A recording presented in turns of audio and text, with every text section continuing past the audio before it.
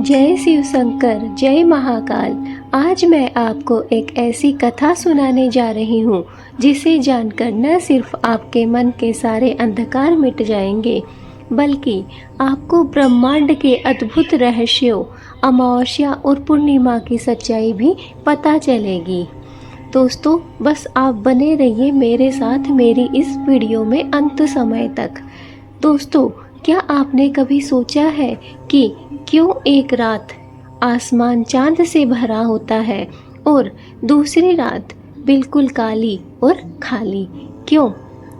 कभी ऊर्जा की बौछार होती है और कभी मन अजीब सा उदास हो जाता है। इसकी वजह है दो बहनों की कहानी, अमावस्या और पूर्णिमा की कहानी। जी दोस्तों, आज हम बात करेंगे अमावस्या और पूर्णिमा, दो बहनों की कहानी।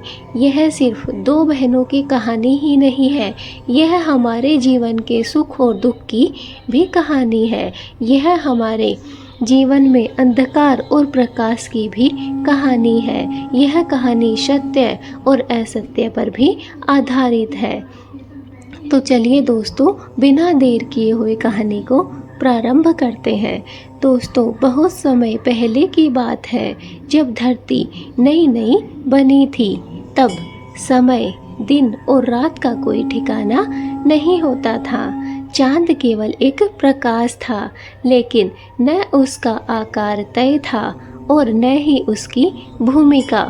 तभी ब्रह्मांड में जन्म हुआ दो बहनों का। उन बहनों का नाम था अमावस्या और पूर्णिमा। जी दोस्तों, दोनों एक ही ऊर्जा से जन्मी, लेकिन स्वभाव में बिल्कुल अलग, बिल्कुल एक दूसरे के विपरीत। दोस्तों, पूर्णिमा उज्जवल कोमल प्रकाश से भरी हुई, जहाँ जाती वहाँ प्रेम और शांति फैला देती। देवता उससे प्रसन्न रहते, लोगों के मन में प्रकाश और संतुलन बना रहता। दूसरी तरफ अमावस्या शांत, गहरी, रहस्यमयी और गंभीर। वो प्रकाश नहीं देती थी, लेकिन उसकी ऊर्जा ध्यान, तपस्या और आत्ममंथन की थी। देवता उसे गंभीर मानते थे, पर उससे दूर भी रहते थे।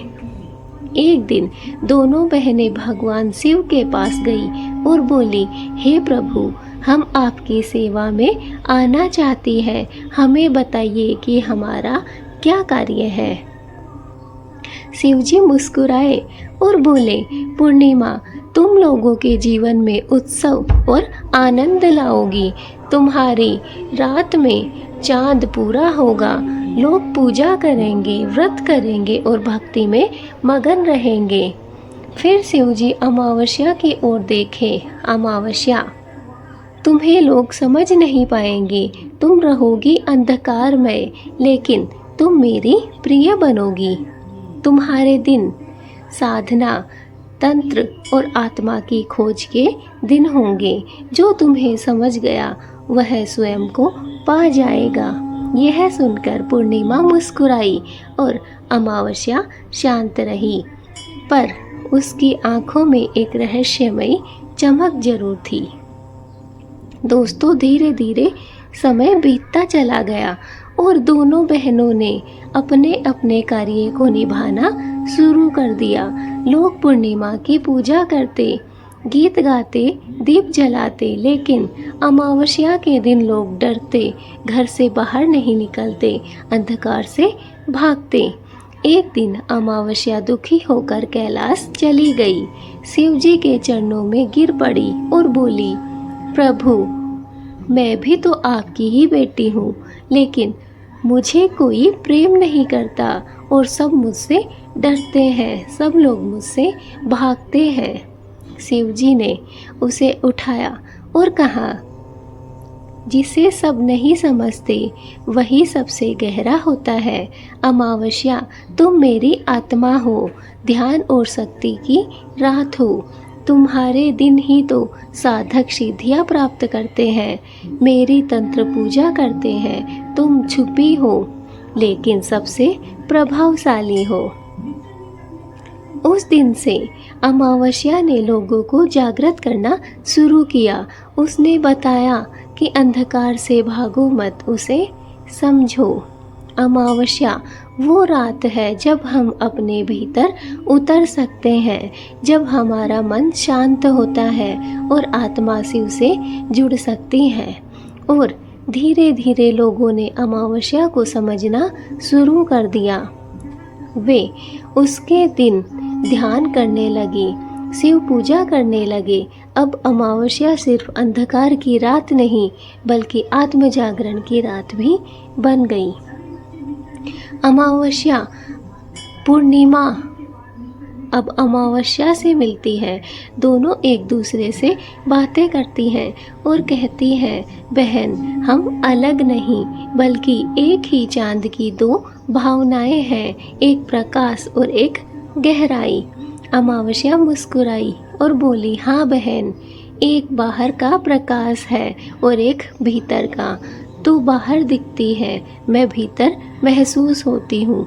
दोनों बहनों ने एक साथ शिव तांडव देखा और सृष्टि के संतुलन बना लिया। तभी से हर महीने चांद घटता है, बढ़ता है। अमावस्या से पूर्णिमा और फिर पूर्णिमा से अमावस्या। तो अब अगली बार अमावस्या या पूर्णिमा आए तो सिर्फ पूजा मत करना, बल्कि समझना कि ये दो बहनों की कहानी है। पूर्णिमा से सीखो कैसे उजाला फैलाया जाता है, और अमावस्या से जानो कि खुद से मिलने के लिए थोड़ी तन्हाई भी जरूरी है। हाँ दोस्तों, और याद रखो, दोनों बहनें शिव की हैं। अगर तुम सच में शिव से प्रेम करते हो तो पूर्णिमा की तरह हंसो और अमावस्या की तरह खुद से जुड़ो। ओम नमः शिवाय। हर हर महादेव भक्तों। दोस्तों, अमावस्या और पूर्णिमा सिर्फ चांद की स्थितियां नहीं है, ये हमारे शरीर, हमारे मन और हमारी आत्मा और इस ब्रह्मांड की ऊर्जा से जुड़ी हुई रहस्यमयी और दिव्य अवस्थाएं हैं।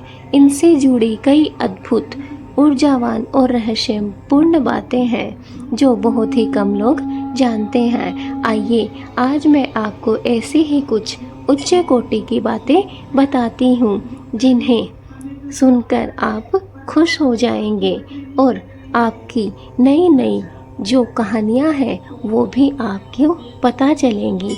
तो चलिए शुरुआत करते हैं। अमावस्या से जुड़ी हुई रहस्यमयी बातें।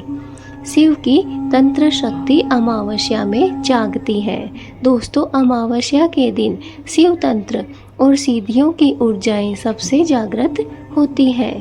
तांत्रिक साधनाएं, हनुमान साधना, भैरव उपासना अमावस्या की रात को सिद्ध होती है। मन को नियंत्रित करने का दिन। जी दोस्तों, यह दिन ध्यान, आत्मनिरीक्षण और मन को मनाने का श्रेष्ठ समय है। खुद से मिलने का सबसे अच्छा मौका है अमावस्या। काली रात में होता है आत्म प्रकाश। जी दोस्तों, बाहर कुछ भी नहीं दिखाई देता, लेकिन अंदर गहराई से देखने का समय होता है। यही कारण है कि साधक अमावस्या की रात को आत्मिक प्रकाश की खोज करते हैं। काली माँ, शिव और भैरव का विशेष दिन। दोस्तों, अमावस्या पर काली माँ की आराधना से मानसिक बाधाएं दूर होती हैं। शिव और भैरव की पूजा करने से भय, दुस्वप्न और नकारात्मक ऊर्जा से मुक्ति मिलती है।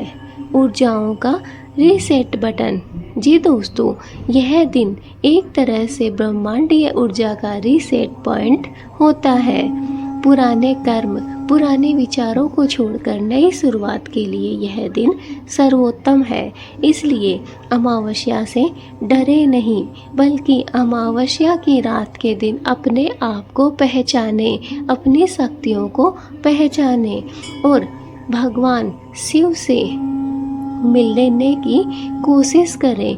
आत्मा से परमात्मा का मिलन करने की कोशिश करें अमावस्या के दिन। पूर्णिमा से जुड़ी दिव्य बातें। चलिए अब बात कर लेते हैं पूर्णिमा से जुड़ी हुई कौन कौन सी महत्वपूर्ण बातें हैं। नंबर 1, सबसे शक्तिशाली चंद्र ऊर्जा का दिन। जी दोस्तों, पूर्णिमा की रात चंद्रमा अपनी पूरी शक्ति के साथ चमकता है। यह समय है भावनाओं, प्रेम और सौंदर्य और भक्ति का। नंबर 2, श्री हरि, विष्णु और लक्ष्मी जी का प्रिय दिन। जी दोस्तों, पूर्णिमा पर विशेषकर सत्यनारायण व्रत, लक्ष्मी पूजन और श्री हरि की आराधना करने से आर्थिक समृद्धि और परिवार में शांति मिलती है। नंबर 3, मन को प्रशांत करने वाला दिन। दोस्तों, पूर्णिमा पर ध्यान, भजन, साधना करने से मानसिक तनाव दूर होता है और मन चंद्रमा की तरह शांत और संतुलित हो जाता है। नंबर 4, गुरु, ज्ञान और आशीर्वाद का समय।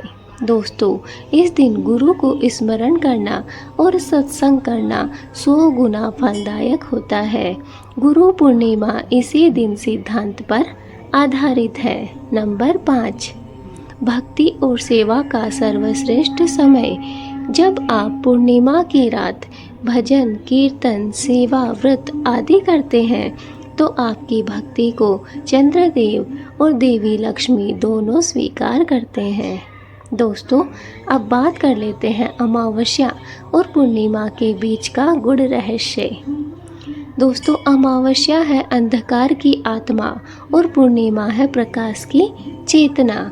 अगर इन दोनों को समझा जाए तो बहुत फर्क है और अगर अपने अपने नज़रिए से देखा जाए तो कुछ भी फर्क नहीं है। बस एक आंतरिक है और एक बाहरी है। एक हमें अंदर की आत्मा को पहचानने का संकेत देती है और दूसरी बाहर की रोशनी को दिखाती है। दोनों जीवन के दो पहलू है, एक भीतर की यात्रा है और एक बाहरी दुनिया का उत्सव है। ये समय हर एक व्यक्ति के जीवन में आता है। कभी सुख तो कभी दुख हमारे जीवन में आते जाते रहते हैं, जैसे अमावस्या और पूर्णिमा की रात आती है।